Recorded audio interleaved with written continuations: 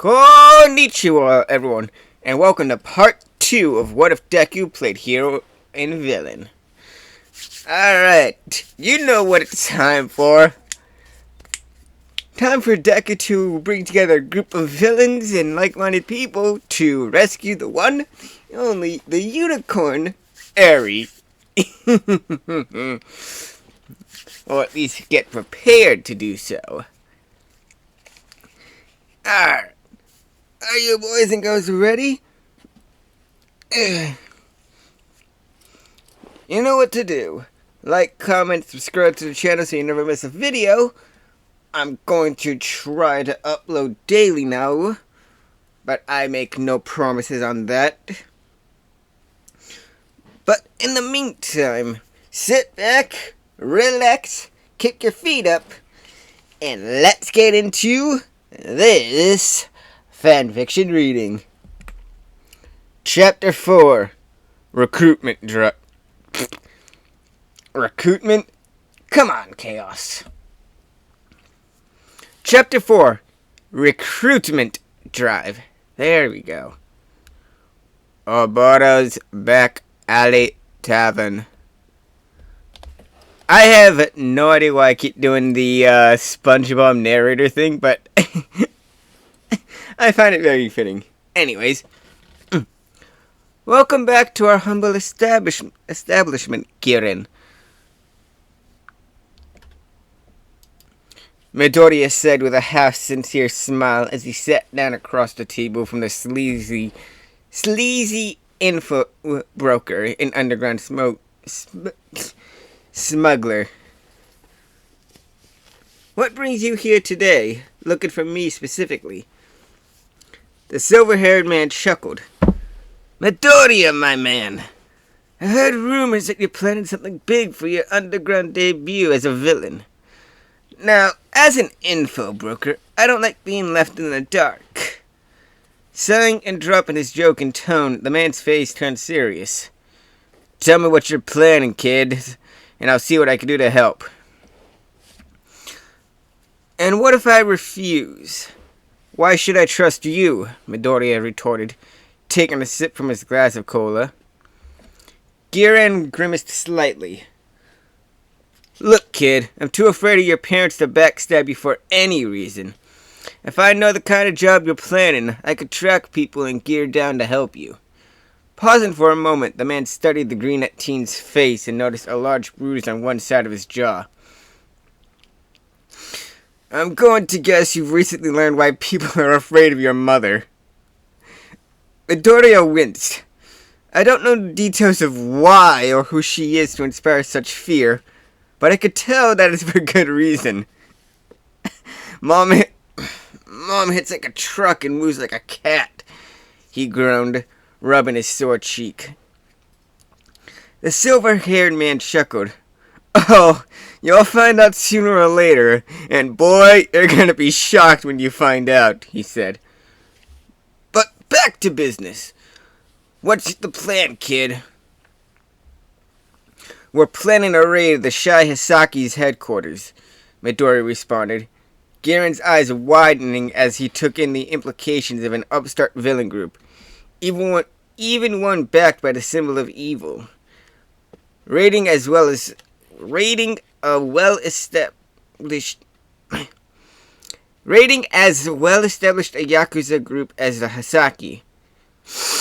We need all the data you have on the Hisaki's heavy hitters and key members. A bunch of low to mid-tier thugs to act as a diversion, and some mid to upper-tier thieves to help us break in and out of the first place. Okuta Kageru's jaw dropped slightly. Well, aren't you an ambitious one?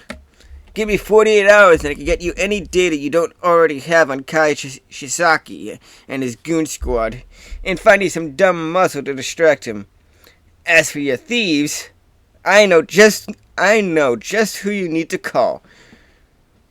Reaching into his pocket, Giran withdrew a card with a phone number and nothing else written on it. Calling this number and saying the password, the spirit of Arsenane. Is that how you pronounce it? Arsenine? The spirit of Arsenine lives again. Will get you directly in contact with Mr. Compress, leader of the Peerless Legacy. 1 second.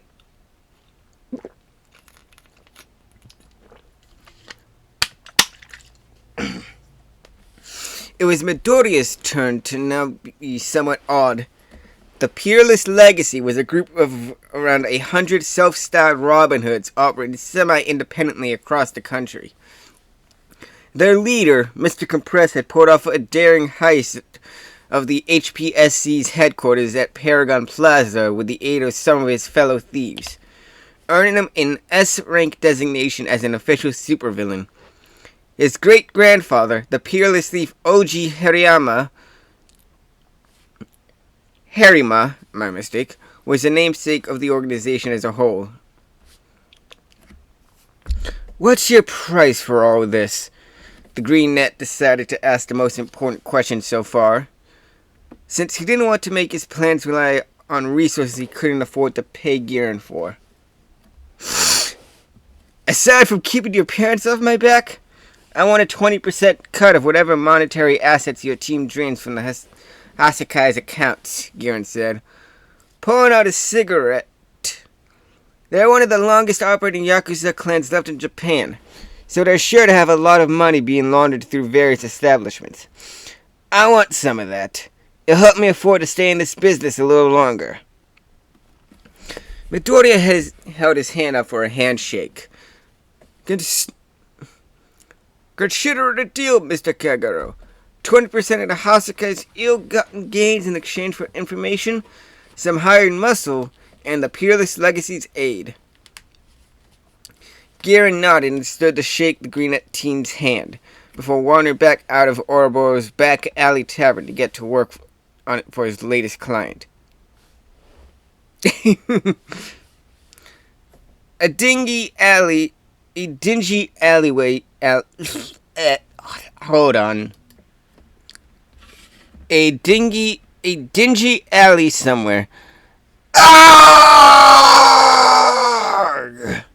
Screamed the generic Yakuza henchman in a plague mask as a naked teenage girl leapt out of nowhere onto his back and bit into his neck while gripping him in a sleeper hold. The weight on his back grew heavier as some sort of mud formed around her, slowly reshaping itself into her own physical form, clothing and all. For her part, Himiko Toga didn't let go and stopped drinking the man's blood until he was firmly down for the count, before dragging him into a nearby warehouse and tossing him through one of Kurogiri's gates. Walking back out onto the street, the girl disguised as a man hurried to catch up with the man's partner. Nobuhiko? Where the hell did you go, man? The other asked the other bird-masked Yakuza. Sorry, Kawamura. I was checking the alley for trouble after hearing the disturbance.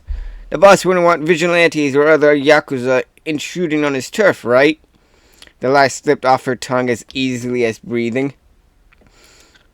I guess so, Kawamura relented. Just don't sneak off like that again without telling me, okay? The man relaxed when the disguised girl nodded in concurrence as they continued back to the Hasakai's compound. Jin had located a week earlier on his foot patrol and relayed the data back to the League.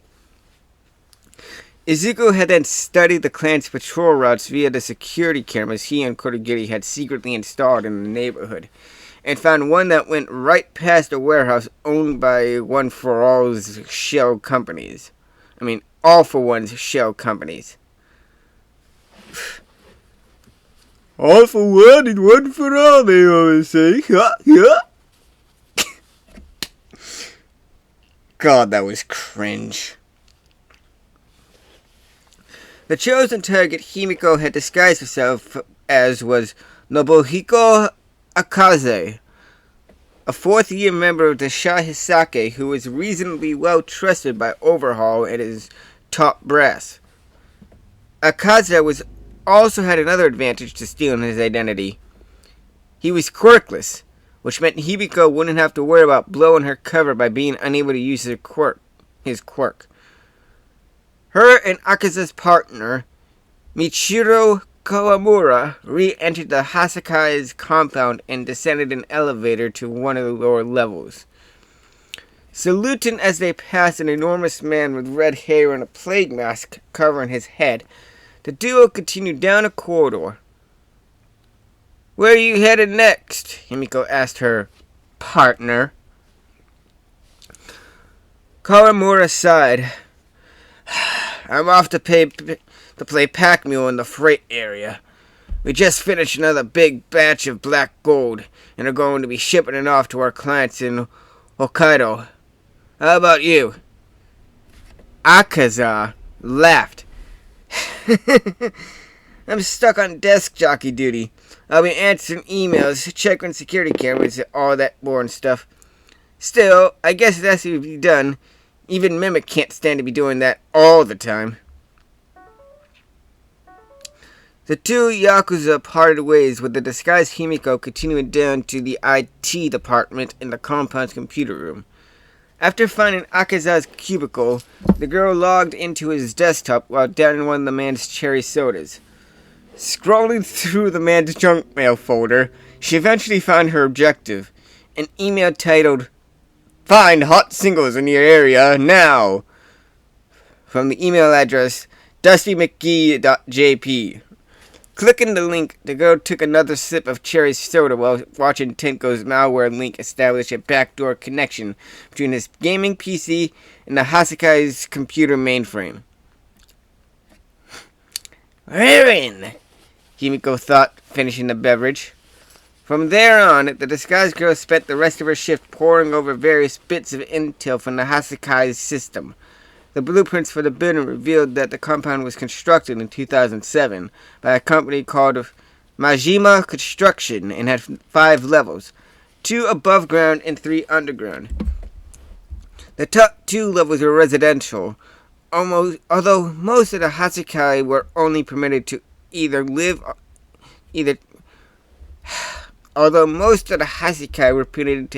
and live on the lower one. Overhaul and his lieutenant and the 8 bullets lived on the upper one. The first underground level, where the computer room was located, was where most of the basic criminal work the Hasakai did was coordinated from. Money laundering, weapons smuggling, racketeering, etc. The one below that was the laboratory where their various drugs, mostly Trigger, were produced and stored, as well as where the cargo elevator up to their loading dock was located. The bottommost one, well, Himiko had no idea, because she wasn't even allowed to access the cameras down there. Akaza's security clearance was red, which authorized him to access the 3 middle levels, but not the topmost or bottommost ones. The top floor was crimson clearance, which meant that the 8 bullets and Overhaul's lieutenants could access it, while the bottommost was violet. Only Overhaul, Chronostasis, and Mimic were allowed to be down there. "That must be where the girl is being held." After her shift ended, the girl returned to Akaza's quarters on the ground floor of the Hasakai compound. Stepping into the room, the girl waited a few minutes to make sure she wouldn't be interrupted and discovered before shooting a text off to Korigiri. A few seconds later, the real Akaza's body landed on his futon with an unceremonious thump, while Himiko took the opportunity to leap through the warp gate with just a few minutes to transformation time left. Intelligence gathered. With the backdoor established, Tenko can now access all the Hasakai's shipment information, electricity use data, security footage, and banking info. Now all that remained was to start poking the bear until he responded. Second.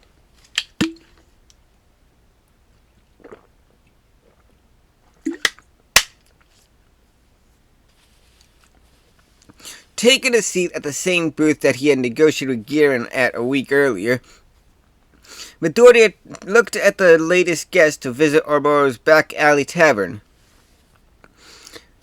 "Mr. Sako, I presume?" Sitting across from him, a brown-haired man with blue eyes who appeared to be in his early 30s laughed slightly. Please, Mr. Sako is my father. Call me Atsuhiro, or, if we're on duty, just Compress is fine, he said. This was the man himself, Mr. Compress, leader of the Peerless Legacy band of phantom thieves. Very well then, Compress, Midori replied. To get right to the point, I'd like to hire some of Peerless Legacy's members for a heist/raid of a Yakuza clan's compound. I already owe Girin 20% of the Shai Hisaki's assets, but I'd be happy to pay you double that and throw in some valuables taken from the compound. The operation will take up to 2 weeks and begin tomorrow morning. Your terms are almost agreeable, Prometheus, Compress replied. But I understand you have a very valuable asset in your hands. One that I'd like to borrow if you wish to use my own human assets. And pray tell, what might that be? The green-haired teen asked, quirking an eyebrow. Sako smiled slightly. I understand that a man formerly known as Twice entered your employ within the last 6 months. His quirk will be a valuable asset for another job that I've been hired to do about the same time. Jin is a valuable member of the League, but he's not cheap. You get 30% plus him, Midoriya said. Compress shook his head. 40% and Twice or no deal. My final offer is 35 and Twice. Take it or leave it, the brunette replied. Your bargaining skills need work, but I have a soft spot for young villains like you after my own heart. 35% and the services of Shin Bubagayawara in exchange for 3 members of the Peerless Legacy. It's been a pleasure doing business with you, Compress said, finally agreeing to Midoriya's terms. Reaching into his pocket, the man produced a small blue marble, which he then turned into a cell phone. After a few seconds of tapping on the phone, Compress looked back to Midoriya. I've sent you the details of the specialties of the 3 PL members I'll be sending to you. Use them in your plans as you wish. Just make sure they all come back alive. You'll have a deal, Mr. Compress. I look forward to future collaborations between our organizations, Midoriya replied, shaking the taller man's hand. As Compress left the bar, a small smile graced his face under his mask. You're an interesting one, Prometheus. I look forward to seeing just how far you'll go from here. Who knows? Maybe I'll work for you instead of just with you someday in the future. Girin, who the hell are these people? Midoriya stared at the assortment of bizarre-looking thugs that the info broker and underworld recruiter had brought with him to Kodagiri's bar. Why, they're the future of the League of Villains, of course, Girin replied, selling the group as best he could. Go ahead and introduce yourselves to the boss man, boys. A group of similarly dressed hoodlums on the left consisted of 4 men wearing dark pants, blue jackets, and horn masks. Cider House, at your service, the one in the center saluted. We're gently upstanding citizens most of the time, but nobody's self-control is perfect. During the holiday season, we're small-time pickpockets. But if you're giving us a chance to fuck things up for other villains without worrying about the cops, we're all on board. Interesting. What can you do? Midoriya asked, slipping fully into his Prometheus persona. One of the thugs spoke up. The boss can control seltzer water at will. I can make myself and others within 10 meters of me bounce perfectly. Natsu over there can react slightly faster than the average person. And Cola behind me can create a disorienting gas. Not bad, not bad. I look forward to seeing you 4 in action, Prometheus responded. You in the middle. What can you do?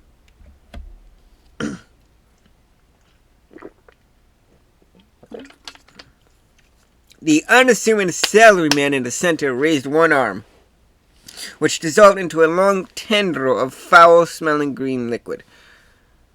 My name is Suiji Dorume, and my quirk is sewer sludge. I am an unemployed accountant by trade, and my quirk allows me to transform my body into a viscous liquid impervious to most blunt attacks. I can also absorb mud, water, and decaying organic matter to increase my size and strength. Growing up with a quirk like that cannot be an easy experience, the villain leader noted, and the other men sighed in confirmation of his point. I should think you could do for some good work for us. You four, it's your turn. The four really odd-looking men on the other side grinned. I'm Red. I got a strength quirk, said the blonde man in a white tank top. I'm Blue. I have a speed quirk, added a man in a gray turtleneck with bat-like ears on his... I go by Green, and I'm basically a human GPS, said the red-haired man with a green mask on his face. And I'm Yellow. I got a pig mutation quirk that improves my physical stats and gives me a sense of smell, added the unusual-looking man with a yellow spike on the nose of his mask. And together we are... Team Reservoir Dogs. Impressive. Very nice, Midoriya said, taking in their hammy personalities. Aside from your quirks, do any of you have any other assets you bring to the table? We have a truck, Green said, raising his... Because of my quirk, I'm pretty much a perfect getaway driver. The green-haired teen smiled across his face. Magnificent. I look forward to watching... You know, screw it. I'm done with the horrible, cringy voice acting. Magnificent. I look forward to watching you all become a major thorn in the Hasekai's side. 2 weeks later. I'm sorry, but that will always be funny. Friends, thank you all for being here. Midoriya addressed Ouroboros back alley tavern, receiving a chorus of rowdy cheers in response. The bar had officially closed that day for a private party, which wasn't technically wrong.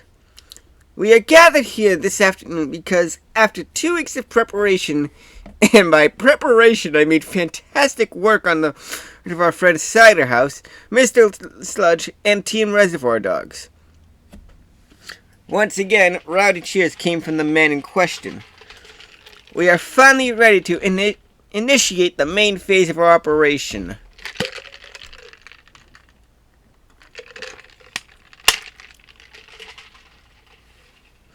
From his seat at the bar, Tenko used a remote to turn on the TV in the corner, showing a map of the Tokyo Metro with a blinking red dot moving slowly across it. Right now, Overhaul is on his way to personally stake out one of his trigger shipments in Naruhata. Cider House, Mr. Sludge, and Reservoir Dogs will depart momentarily, beat him there, and begin attacking the shipment before he arrives. The blue-haired team said before taking over from his adopted brother. Kodagiri will send you and your truck there. You are to distract him with the backup he took with him. Switching over to a PowerPoint deck, the Decay user continued his pitch as images of 6 men appeared on screen. Overhaul took his trusted lieutenant, Hari Koruno, and half of the 8 bullets, Rikiya Katsukame, Yu Hojo, Toya Setsuno, and Soromitsu Tabe with him. We do not expect you to engage them in combat. Instead, distract them with a car chase for as long as you can. The 9 men nodded in understanding and filed out of the building, hopping aboard Team Reservoir Dogs' truck, which Green then drove directly through one of Kodagiri's gates, traversing well over 100 kilometers in a matter of moments. Taken back over from Tenko, Midoriya resumed his part of the lecture. The rest of you will be aiding us in the actual strike on the compound. La Brava, the small red-haired woman saluted. You and Kurogiri will be taking up a recon and remote command position atop a nearby apartment block. Kurogiri will be on standby to warp us all away if necessary, while you will support us by communicating potential hazards to us and in all of the Hasekai's bank accounts for us. On the other hand, the rest of us will enter the compound on the first underground level at the coordinates that Himiko gave us during her reconnaissance of the building a few weeks ago.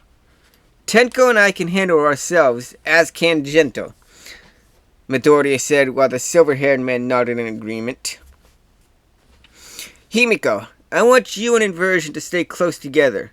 If Mimic divides us up, she'll be the best support that an ambushed predator like you can have in direct combat. The blonde girl rolled her eyes, but acquiesced.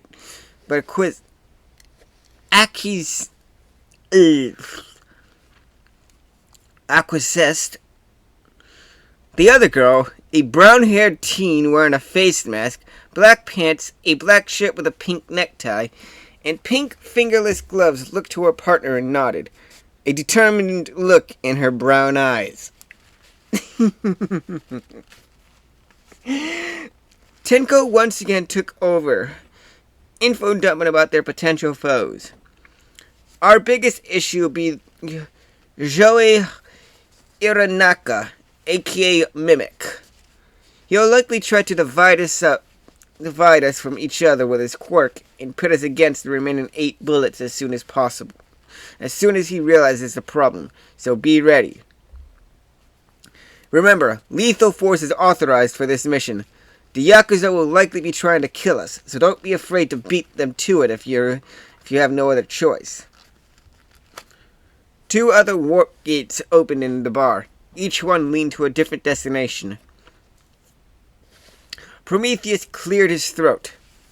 This will be the League of Villains' first major operation against an enemy. Our objective is to bring down the Hasike and rescue the child named Eri, who's being held prisoner on the bottom underground floor of the building.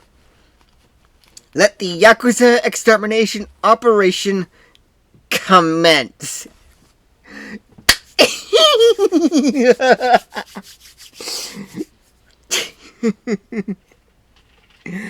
God, I love this.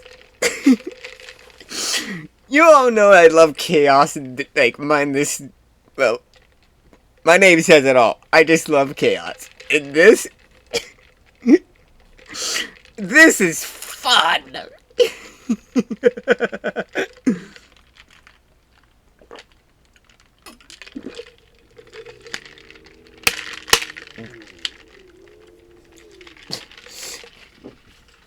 I already know who Inversion is, and I can guarantee it, a lot of you know who it is as well, but I ain't telling.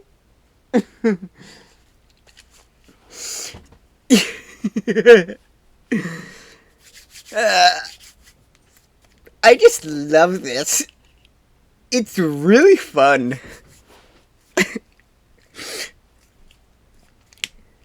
I actually like this version of Deku because he resides in the morally gray. This ain't even a morally gray Deku. This is literally someone who goes full, headfirst into villain's work. But anyways, you all know what time it is. So why keep the suspense waiting? Let us move right on in to the next chapter. I mean, honestly, I just love this story. Can I just say that I like Himiko as a character? I mean, I've read so many fiction about her that she's basically turned into, one of my favorite psychopaths. Is that weird to say? I don't know.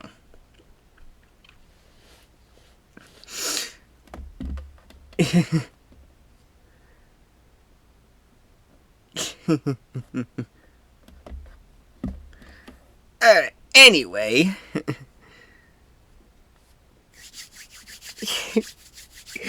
Let us get right on into this.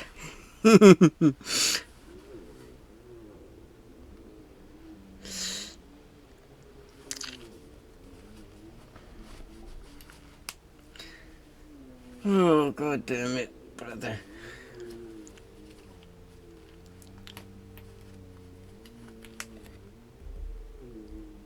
Chapter 5.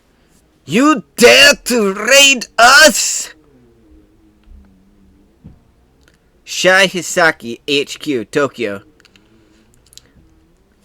I'm in. Manami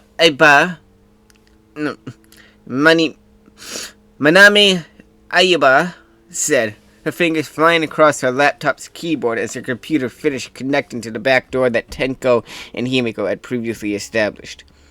Normally, hacking jobs she and Gento were hired for involved her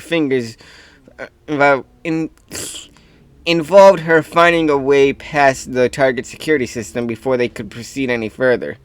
So finding a client that already had an established back door into the target system was a rare occurrence. I'm looping the security footage at the warp point now. The coast is clear and you are free to proceed. Understood, came Shimoda's voice from the other side of the earpiece, proceeding with the mission as planned.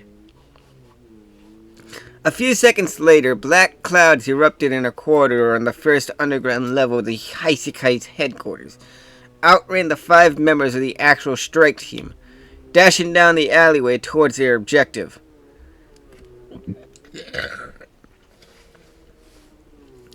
Everyone knows the plan, right?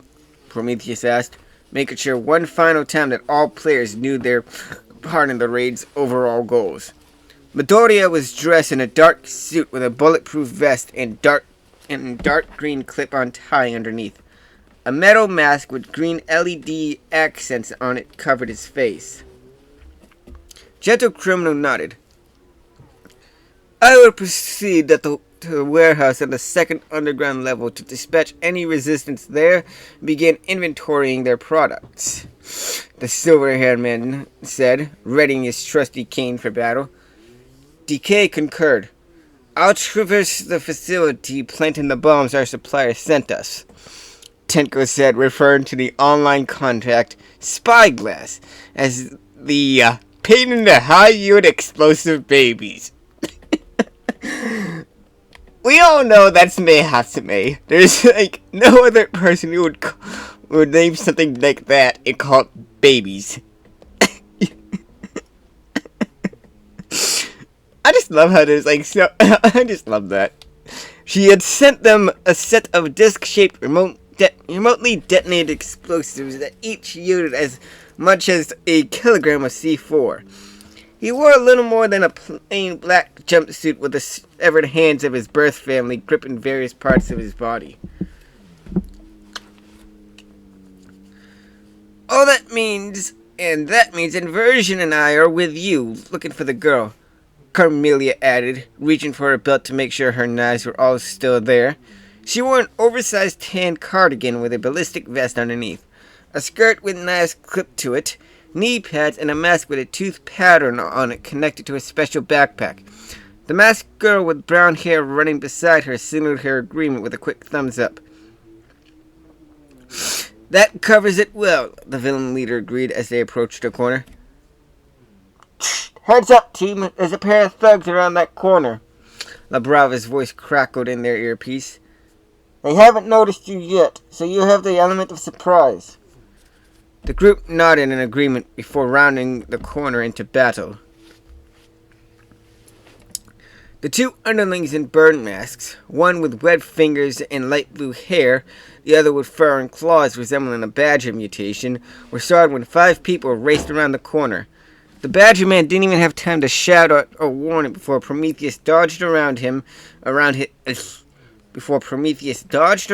wild swing and grabbed his arm, gracefully drop kicking him in the face at the same time that Carmelia sunk a knife into his stomach. He dropped like a sack of bricks instantly. I love violence sometimes. The other man shouted a wordless cry of rage as liquid started to drip from his finger webs. Pacento clubbed him over the head with his cane at the same time that engine delivered a brutal jab to his solar plexus. As he wobbled on his feet, Takeshi walked past and swept the man's leg out from under him, causing him to face plant directly onto the concrete floor. Great work, team. That second guy's loud voice is going to be an issue, though. His shout there alerted several other Yakuza to your presence. T-minus 15 seconds before 5 more men get here. La Brava updated the team, working to loop camera footage before Mimic could notice. No plan ever survived contact with the enemy, Prometheus hummed to himself, picking up a baton from the smaller thug's belt. Underneath his mask, the team grinned. Last one to beat 10 men is a rotten egg, he said as the sound of footsteps grew closer. Fun.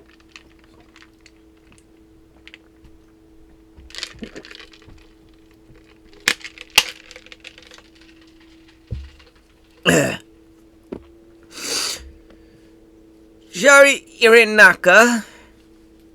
And again, I'm sorry if I butchered these Japanese names. Give me a break. I suck at that. General manager of the Shi Hasikai and Overall's left-hand man, was generally considered a very calm and rational man. He had a bit of a sharp tongue, to be sure, and there was a reason nobody let him do any of the gang's negotiating. But when it came to managing the clan's day-to-day operations and ensuring that nothing was amiss, he was top-notch. Which is why he was panicking right now, as something was, in fact, horribly amiss.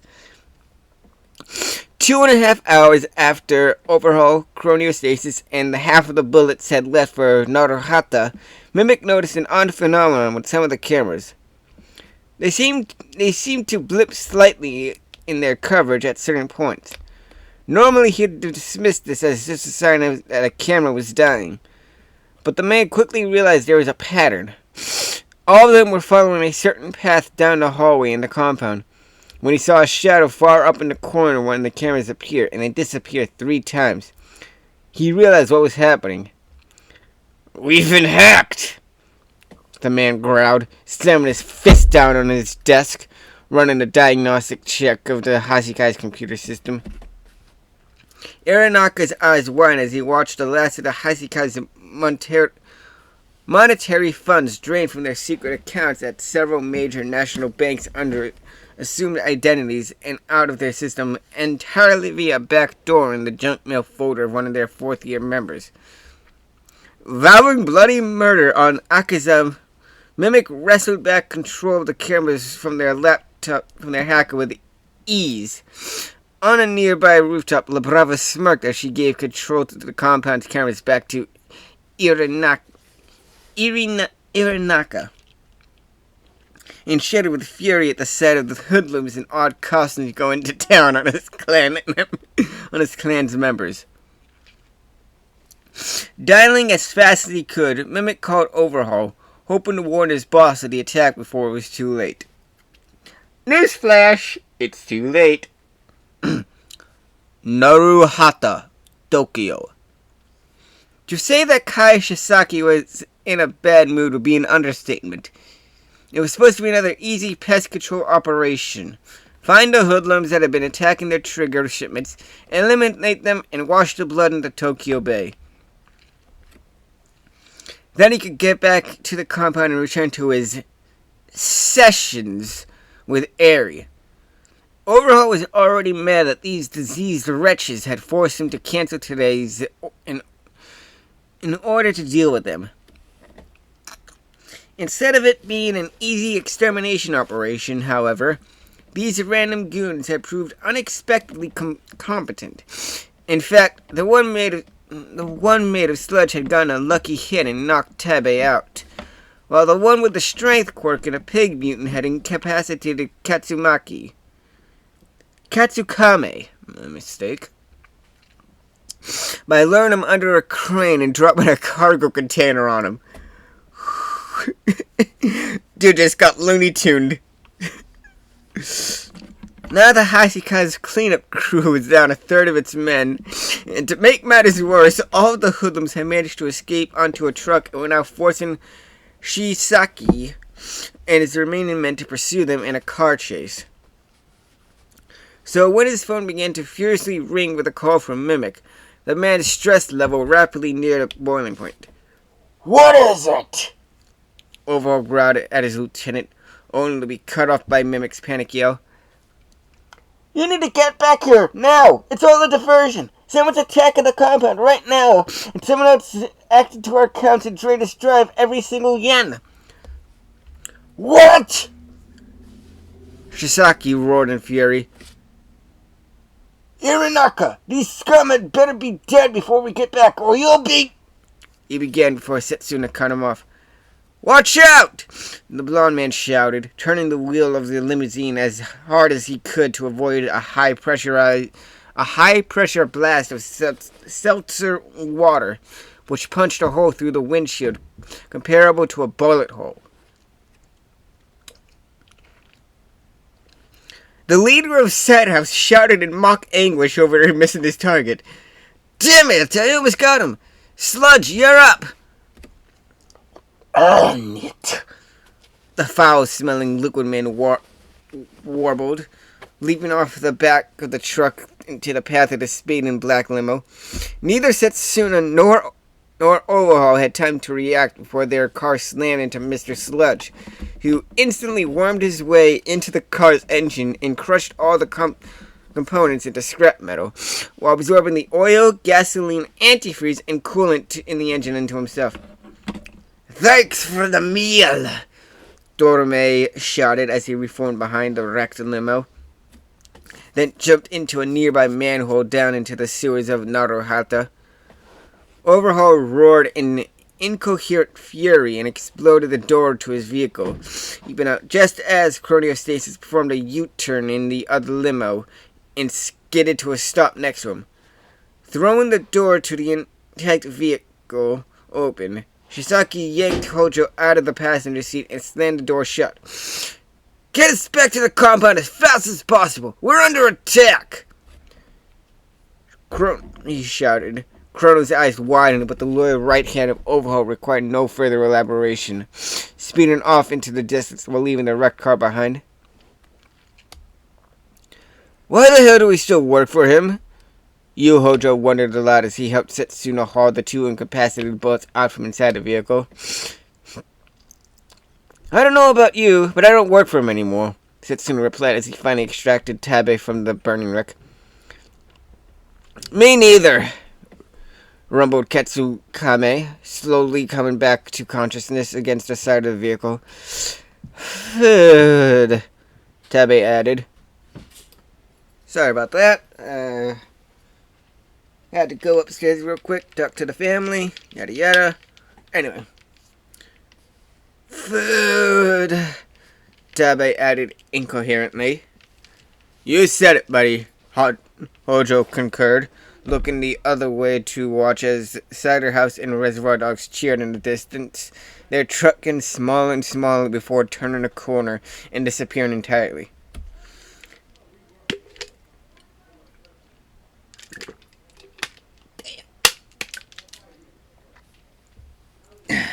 And that's 10, Prometheus shouted as he headbutted a skinny Yakuza thug on the nose, then laid the man low with a kick to the head, looking around the villain leader.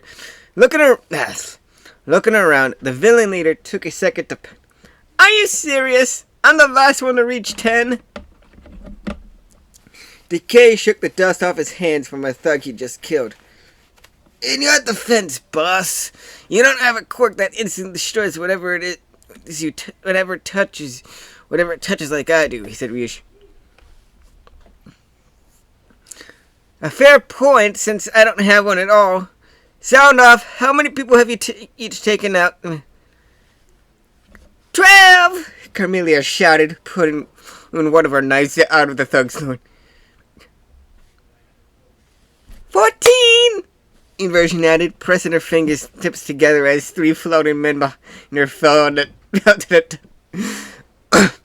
Inversion added, pressing her fingertips together as three floating men behind her fell to the floor in an unconscious heap. Oops! Make that 17. 22, DK said, looking at the heaps of dust scattering down the corridor. 15, said Gentle bashfully, wincing slightly when the teenagers in the hall gave him those. What? I generally avoid combat in favor of daring escapes. I prefer to be gentle in my escapades. The other four groaned at his pun, but stopped when the floor shook. You bastards! The building's corridors themselves seemed to shake in fury as a voice echoed all around them. How dare you bust into our home and hunt our family? You scum! Should know your place! As the concrete walls and floors of the corridors began to warp, Prometheus realized their foe. Iriaka! He's using his mimicry quirk to possess the building's underground structure and reshape it at will, he shouted before remembering one of the details of his quirk analysis. Hold on! He's only supposed to be able to possess objects the size of a fridge. How is he doing this? Drugs, DK supplied.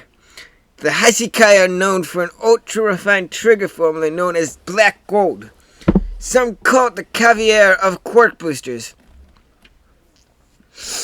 I'd wager Overhaul uses his quirk to break down normal trigger and remove the hazardous parts in order to create a formulation that is significantly stronger than average trigger, and it doesn't have negative drawbacks on the user's mentality. Knowing that won't help you! Mimic roared as the hallways contorted further. Now be scattered to your deaths! Camellia and Inversion screamed in surprise as a sinkhole opened up and dragged them down a floor, while pillars shot out of opposite walls and carried Gentle and Decay in opposite directions. Several tendrils of liquid cement ensnared Prometheus's arms, dragging him upwards through a hole in the ceiling, leaving the corridor barren and empty. Danjuro Tobita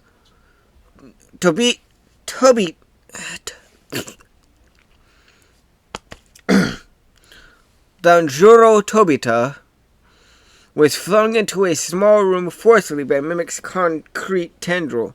But a gentleman like him wouldn't have anything less than a graceful, gentlemanly entrance, now would he? Gentle rebound!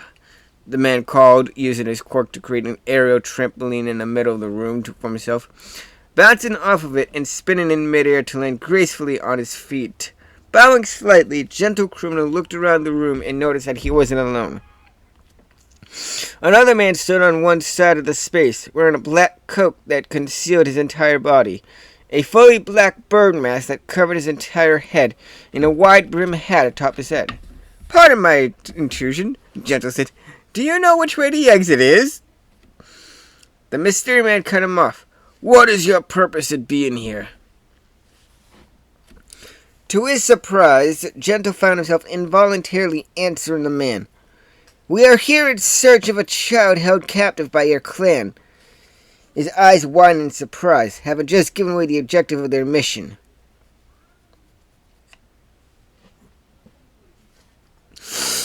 The other man tapped an earpiece. They're here looking for Eri, he said simply, turning back to Gentle. Who is your leader? As a member of Peerless Legacy, I consider Mr. Compress my leader. But I was hired for this job by Prometheus of the League of Villains. The silver-haired man replied again, an irritated look crossed his face. A truth quirk. You must be Shin Neomoto of the Eight Bullets, then. I've been informed your quirk is a non-combative one, which means that I have an edge over you in close combat. Correct, Neomoto confirmed for his opponent. Unfortunately for you, I have no intention of fighting you in close combat. With that, the man withdrew a handgun and opened fire at Gentle. That was a mistake. Tobito smiled slightly. One small issue with that. Gentle rebound! The volley of bullets fired by Neomoto rebounded off an invisible air wall and immediately ricocheted back towards him. One of the projectiles shattered the gun in his hand, knocking it away and rendered it useless. Neomoto looked solemnly towards his now gun-free hand. Unfortunate. One final question. Is it true that you are legitimately in love with La Brava? Oh crap, Gento thought just before his mouth began to move on its own again, exposing his most embarrassing secret. Yes, I am. A high-pitched squeal from his earpiece caused the man to wince slightly. You mean it, Gento? La Brava asked, a hopeful tinge in her voice. I do, Tobita admitted bashfully. I do love you, Manami.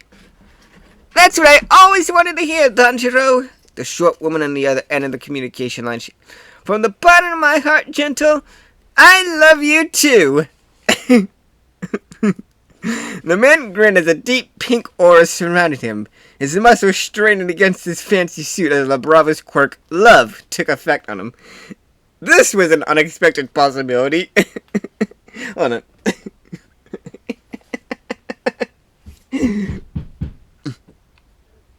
This was an unexpected possibility, Neomoto said in a neutral voice that even as he began to... Quite, Tobito responded, turning towards his...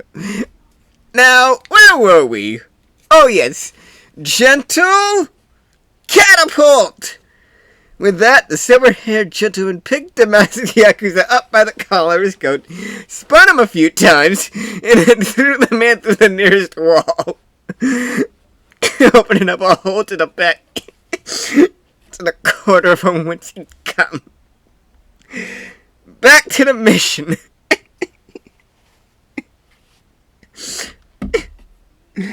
I'm sorry. I know I should be professional, but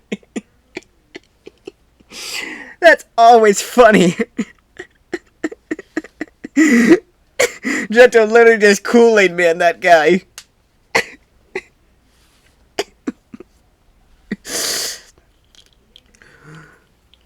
Whew, God, it's hot down here. With that, the artist known as Gentle Criminal proceeded once more towards his goal, running down the hallway for a ways before stomping one foot on the floor, opening up a hole to the next level down as he proceeded towards the underground warehouse. Behind him, the Yakuza named Shin Neomoto lay on the floor in the hallway in an unconscious daze. His mask and hat having fallen off somewhere on his way through the concrete wall. Lever mode was a terrifying force indeed. Oof! Shouted Himiko Toga as she hit the floor, having just fallen through a hole in the ceiling of this lower corridor. A few moments later, her masked partner landed beside her softly, touching her fingertips together to deactivate her quirk. A flotation quirk? Unfair! Carmelia groaned. Hey! Turning into other people by drinking their blood is pretty cool, too, Inversion chirped, looking around them. Toga decided that maybe the other girl wasn't so bad after all, finding her cheerfulness somewhat infectious. The two of them were trapped in an impromptu room, with the walls created by Mimic's quirk capping either end of the hallway to trap them in. Now, how are we going to get out of this? The sound of dripping liquid grabbed the attention of both teenagers. The noise seemed to come from all around them. What? What is that? Inversion began before suddenly collapsing toward... Oh, what's spinning? She slurred, her voice slipping slightly into a Kansai accent. Carmelia's eyes shot to the ceiling where she was greeted by the sight of a skinny man wearing a full coat and brown slacks crawling upside down with a pipe snaking down the top of the hallway. The stench of alcohol wafted off of him in an almost tangible wave, prompting the blonde to wave her hand in front of her face in a futile effort to get rid of the smell. Well, what do we got here? The man burbled, pouring a bottle of alcohol into his mouth to the point where it overflowed and drained out of a special drain tubes next to the eyes of his mask. A couple of girls far from home. Oh, great! We got Diodoro Sakakai. The vampiric girl said, rolling her eyes. Perhaps not the most difficult opponent we could have had this evening, but certainly the most annoying. Bless my name, don't without. Sakaki slurred, suddenly dropping to the floor and landing on his feet with a deceptive grace, studying the brown-haired girl clutching her stomach behind Toga. The man's eyebrow quirked. One little missy already fallen to my schlossed, he wondered aloud, referring to his alcohol-fueled disorientation quirk. I haven't even drunk much today. Are you okay? Carmelia asked her partner, slowly drawing a knife in preparation for a fight. Inversion nodded slightly. I've gotten issues with motion sickness from my quirk, she groaned, placing one hand over her mouth for a moment and swallowing. If you could keep him busy for a minute, I'll be back in the fight. The drunkard laughed incoherently, pulling several throwing knives out of his fur coat. I'd like to see you try, he said, before throwing one towards the immobilized teen. Toga's eyes widened as she reacted just in time to knock the knife off course with one of her own thrown knives, before lunging at the man. Oops, Sakai said, taking another swig of alcohol. Looks like I need to drink some more to slow you down, little blondie. Himiko winced and stumbled as a wave of nausea hit her, but she did not relent. Something like this is nothing compared to how it felt to be starved of blood, Carmelia thought, swinging upwards with a knife in her right hand and clashing against Sakari's own knives. The man briefly faltered in surprise at the force behind her swing, but tilted drunkenly and resumed his attack. The blonde girl gritted her teeth through the nausea and did her best to dodge the man's drunken and unpredictable swings, but found herself slowing due to his quirk. Trying a different approach, Carmelia got behind her opponent while slowing her breathing and clearing her mind, disappeared from the perception of the people around her. She had first figured out how to do this while hiding from the police after her incident, and since it wasn't a quirk-based ability, Midoriya had always gone crazy trying to figure out how it worked. Eventually, the green-haired teen had thrown his hands up in defeat, simply said, "This is bullshit," and gone back to plotting the Hasekai's downfall. I wish I could do that. That would be freaking hilarious if I could just hold my breath and, like, disappear.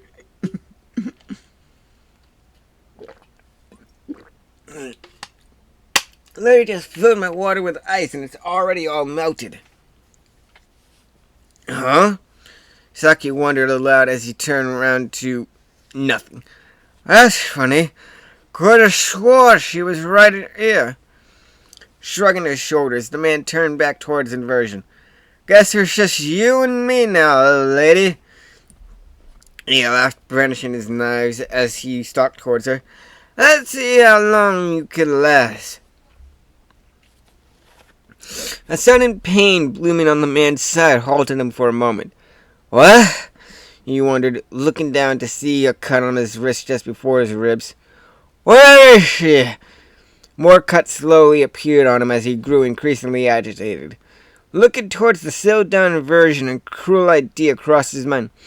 Little missy, if you want to be such an hero, save your friend, he laughed, throwing another knife at the prone girl.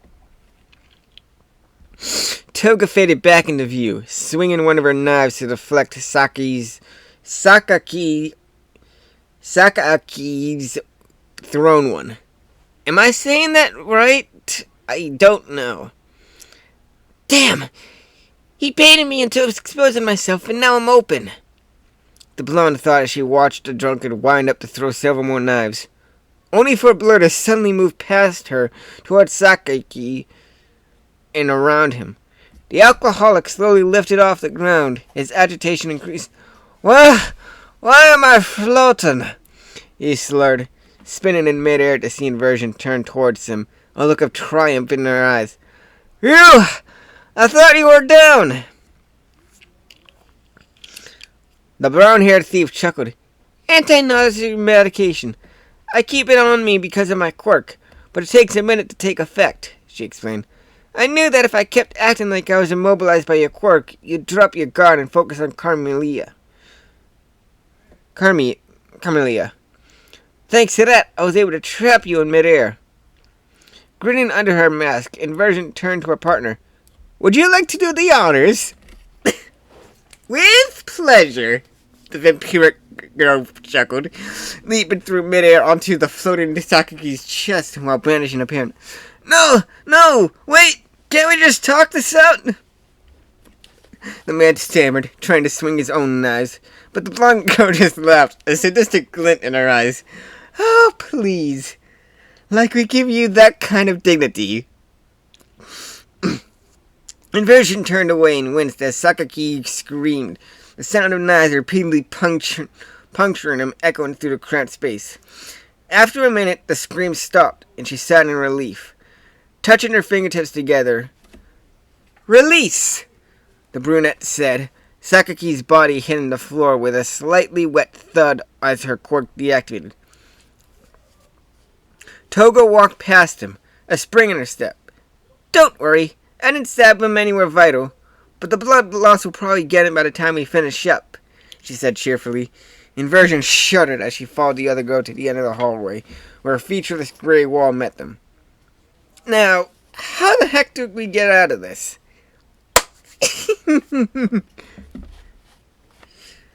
Oh, I really like this. I really, really like this. Himiko and Inversion are a great tag team.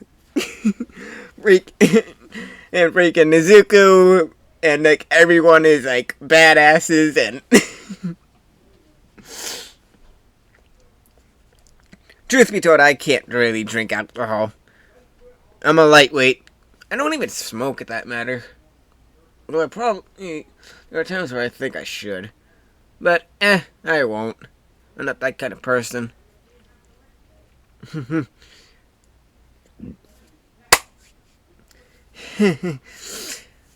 Oh, God. Well, that was chapter 5, I believe. Yep.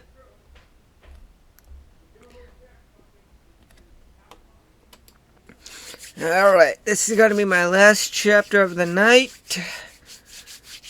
And then I'll finally upload this, and you guys can enjoy me talking my head off.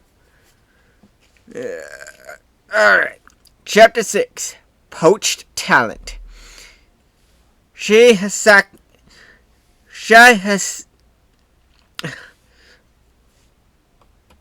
Okay, let's try that again.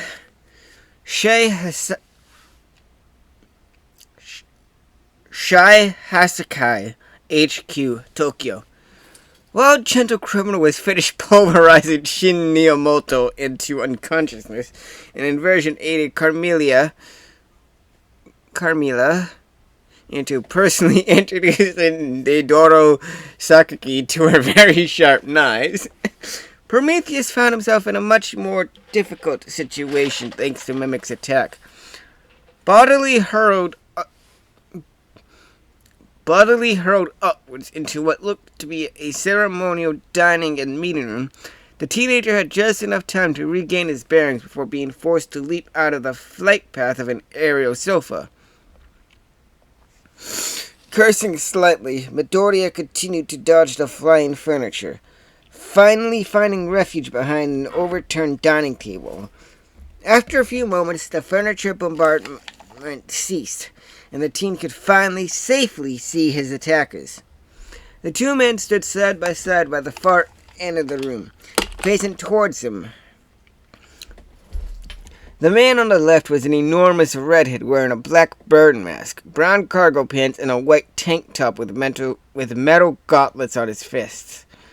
Meanwhile, the man on the right was a much shorter blonde wearing a plain black yukata and a brown plague mask while keeping his eyes closed. "God damn it, Tengai! He dodged!" the larger man said as he retrieved an oversized porcelain vase before chucking it towards Prometheus' position. "And I didn't hit him that time either."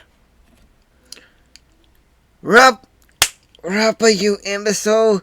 That's because he's hiding behind the table," the now named Tengai responded, facepalming. "And why did you throw that vase? I'm fairly certain that it belonged to this guy's old boss, and Master Overhaul will not be pleased you broke it." "Shut up, Tengai! I don't care about Overhaul," Rappa bellowed, throwing a right at his companion. A translucent barrier shimmered into existence and blocked the blow, though it was clear from Tengai's expression that blocking it was somewhat the man of his quirk. Prometheus used the duo's bickering as an opportunity to move to a better hiding spot. Unfortunately for him, Tengai noticed. "We will address your lack of respect for authority within this organization later. Our quarry is attempted to escape," the man said, pointing towards the teenager. "Damn it!" Rappa shouted, turned his attention from his partner to the interloper. "Get back here, asshole!" Moving with surprising speed, the man quickly traversed the room and tossed aside the maple wood desk Midoriya had hid behind with his left hand. While lifting up a devastating hit with his right fist, the teenager barely had time to dodge before Rappa's punch crashed where he had stood moments before, pulverizing the room's concrete floor. If I take even one hit, I'm dead. Training be damned," the teen thought, knowing that his quirklessness put him at a big disadvantage. Human evolution had benefited just a quirk. Quirkless people born in the 22nd century like himself enjoyed higher bone density and better physical strength, reaction time, and disease resistance as teenagers than all but the strongest pre-quirk athletes. But relative to those with quirks, they simply couldn't measure up. Now that this cover was gone, Prometheus was left with no choice but to run, dodge, and pray. "Kami-sama, I need a serious miracle right now," he thought, turning and throwing a smoke grenade at Rappa. The irate redhead deflected the projectile with a casual backhand while continuing to charge his foe. To his surprise, however, Prometheus watched the grenade bounce at Tengai's feet, detonating in a cloud of white smoke that blinded the man and obscured him from view. "This might just be my chance," the teen thought, remembering the information Toga had gleaned on the 8 bullets from Overhaul's computers. Skidding to a stop, Midoriya held one hand out in front of him towards the charging man.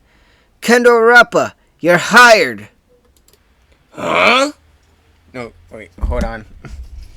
Sorry about that. Eating supper. Anyway. "Huh?" the man shouted, himself skidding to a stop just before he could run into his...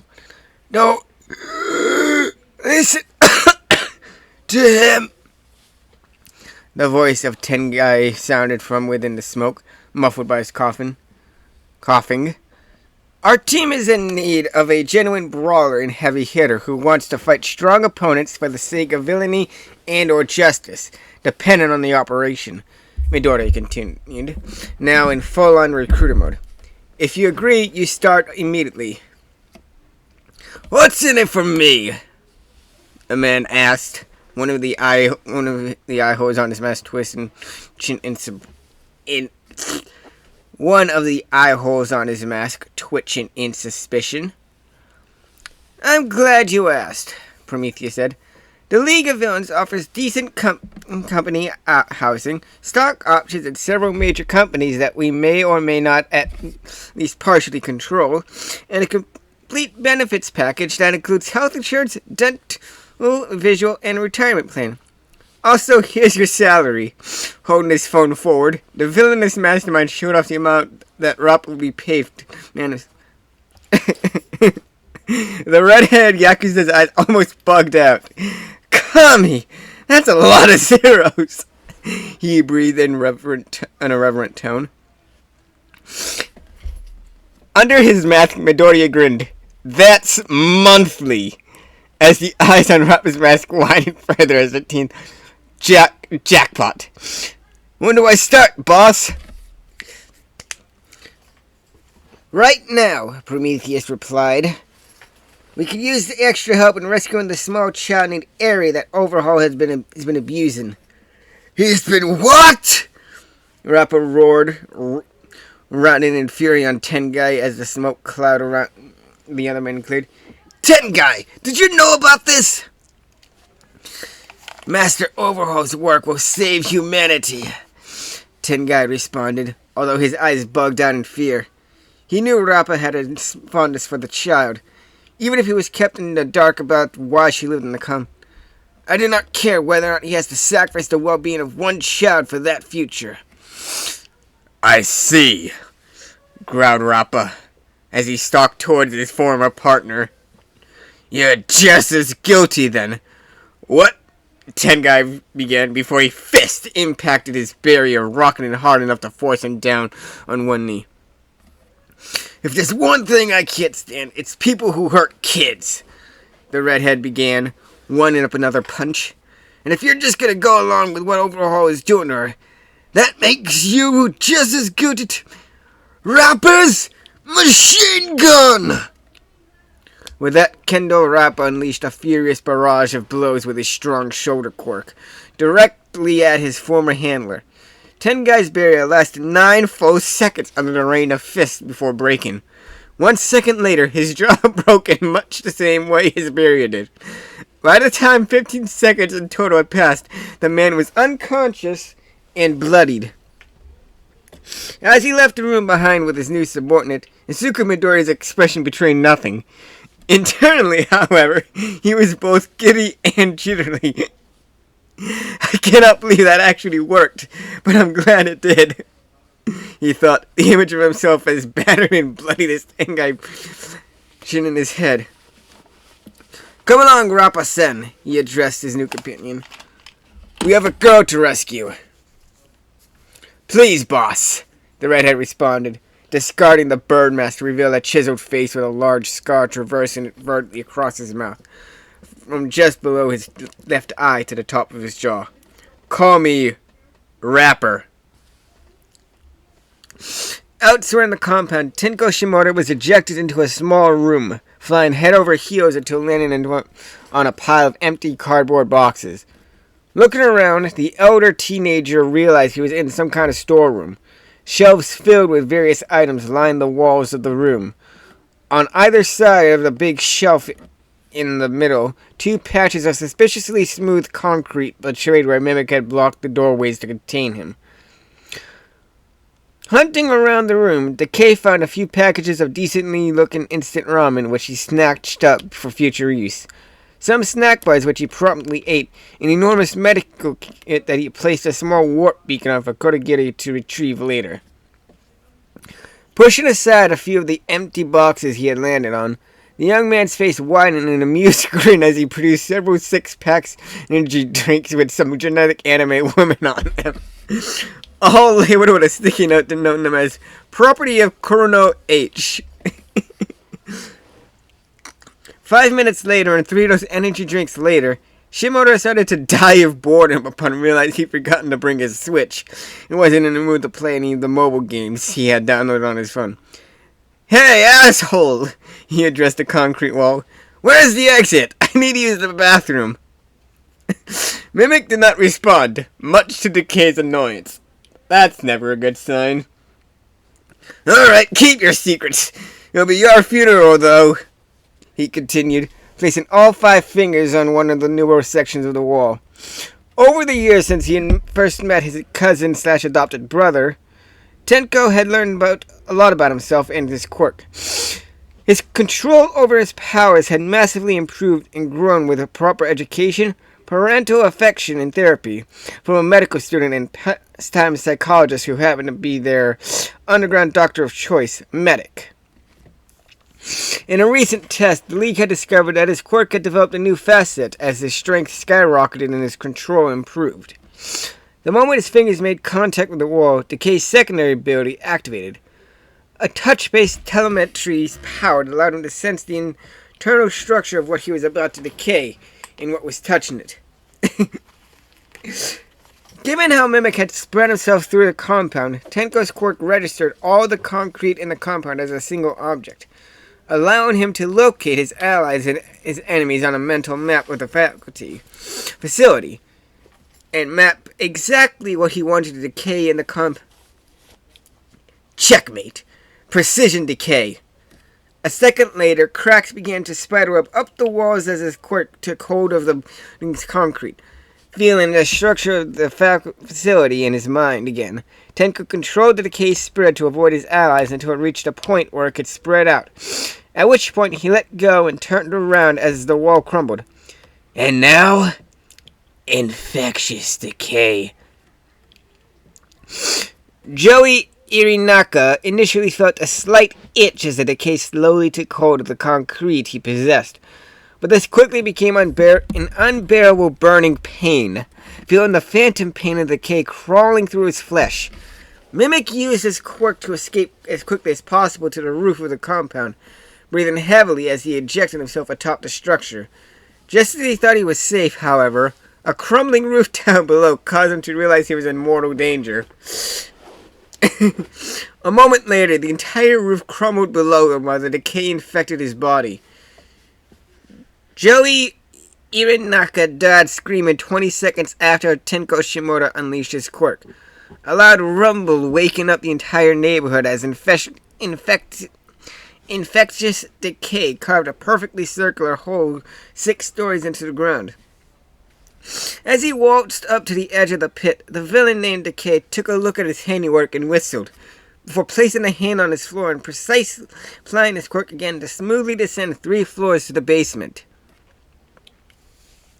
From a hallway on the opposite side, Gentle Criminal leapt into the void. A deep fuchsia aura surrounding him. Gentle rebound! The man shouted, creating an air trampoline halfway down to slow his descent. Then Shiro Tobita landed a moment later with enough force to crack the concrete ground floor. Decay and Gentle nodded to each other, appraising their surroundings. Just below where Decay had been, Inversion and Carmelia floated into midair, slowly descending towards the ground level, where they were just above the floor. The brown-haired thief touched her fingers together. Release! The duo dropped to the ground, looking around the cavern that was decayed into the building. Guys? A little help here! A voice called out to them from above. Looking up to one of the topmost stories, the group of 4 saw their boss with an unfamiliar man standing behind him. We need to get down from here, but neither of us have quirks that make it possible. I suppose it will be our duty to retrieve you then, sir, Gentle said. Miss Inversion? Fastball special? I'd be delighted, the masked teenager replied. A second later, Inversion leapt onto Gentle's hands, whereupon the man threw her with all his might. Having been empowered by lever mode, his throw was on par with a high-level strength quirk users, and the teenage thief was gracefully landed next to her temporary boss within moments. Tapping both Prometheus and Rapper on their shoulders, the trio gently floated to the ground below before she released her quirk. I found a new recruit, the group's leader announced. This is Rapper. He was working for the Hasekai, but now he's our brawler and enforcer.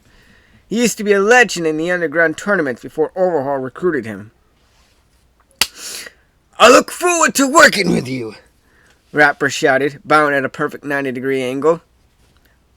Well, you definitely get style points for that intro. Guess you're our newest party member now. We'll get you leveled up yet, Decay said, turning towards one of the quarters. This must be the violet clearance floor. Carmelia nodded in affirmation, having gathered that intel in the first place. Eri woke up to the sound of footsteps outside her door again. Despite her best efforts, the girl couldn't help but whimper. The only people who ever visited her were Shisekai, Mimic, or Kuruno. The presence almost always meant another session with Overhaul and all the pain that came with. To her surprise, however, the door opened, not to reveal any of the above, but rather an unfamiliar girl with blonde hair and the same boy with green hair she had seen a few weeks earlier. This time, however, he wore a tuxedo and odd mask that covered the lower half of his face. Eri, the teen asked, is that you? The small child crawled out from her bed's thin sheets, stumbling towards him. You came back for me. But why? Suddenly, a realization hit her. You have to run. If Shisake sees you, he'll... At that point, the blonde girl carefully pulled her into a hug, patting her on the back. It'll be alright. Shisake ain't here right now, and we'll have you out of here by the time he comes back. Midoriya joined Toga in an embrace of Eri, and soon the child fell into a peaceful slumber. Perhaps the first time in over a year that she had slept well. Activating a warp quirk. You have to forgive me. It's like 9:30 at night right now, and I am dead freaking tired. Whew. Activating a warp beacon, Midoriya stood up again as Kurogiri opened a portal to their location. Himiko, take her back home and look after her. The rest of us will finish the raid and set the trap. Carmelia nodded as she picked the child up and walked through the portal, returning to Orbo's tavern. Yo, little brother, Decay said, sticking his head into him. We found some things you might be interested in. One of them appears to be the Heisekai's old boss. Show me, Prometheus replied, turning to follow his cousin towards the recent finds. A few moments later, the duo arrived at an ornate wooden door with the Heisekai's crest emblazoned on it. Opening the door, Tenko revealed the inside to his adoptive brother and boss. An absolutely spotless room in a traditional Japanese decor greeted them. Though elaborate medical devices covered one entire wall, in the middle, an elderly man reclined on a hospital bed. The devices beside him beeping slightly as his vitals were displayed on them. Is he dead? Inversion asked as she entered the room. No, just in a deep sleep, or more accurately, a coma, Midoriya responded. Fan out and search the room. We need some indication as to why he's like this. I think I might know, the rapper said, sticking his head around the corner. I heard some rumors when I first joined from some of the original members. Apparently, the Oyabun didn't like the way Shisake was running things and the research he was doing after being promoted to Wakagashira, and confronted him on it. They had a big argument, and shortly afterwards, the boss ended up in a coma. I see. An ideological power struggle, Prometheus muttered. Rumors I heard said that Overhaul put him in a coma with his quirk and isn't planning on letting him out until his research is done. Whatever that is, Rappa said. Incidentally, those guys I heard it from, they disappeared pretty soon afterward. Right while he and his top guys were bringing in a bunch of new guys. Makes sense. He removed the entire old guard and replaced the clan of membership with people loyal only to him, the Greenette said. You know what research he was doing? That's why I came down here to get you. Gentle-Sen and I found his lab, Inversion said. What the hell is this? Prometheus wondered aloud, looking around the room as he had just entered.